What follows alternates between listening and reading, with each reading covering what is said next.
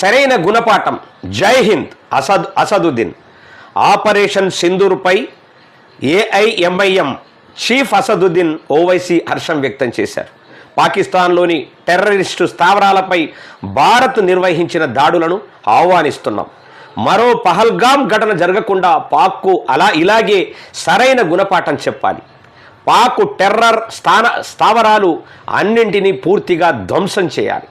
జై హింద్ అని పోస్టు చేశారు. భారత్ నిర్వహించిన మెరుపు దాడుల్లో దాదాపు 80 మంది ఉగ్రవాదులు హతమైనట్లు సమాచారం అందిందని మరి అసదుద్దీన్ ఓవైసీ అంటా ఉన్నాడు. అంటే ఆయనకు కూడా కోపం వచ్చింది. సరే, ఇంటర్నల్గా ఏమున్నా ఎక్స్టర్నల్గా చెప్పడం కూడా గొప్ప విషయం. దాన్ని కూడా మనం ఆహ్వానిద్దాం, వ్యతిరేకించడం కాకుండా ఆహ్వానిద్దాం.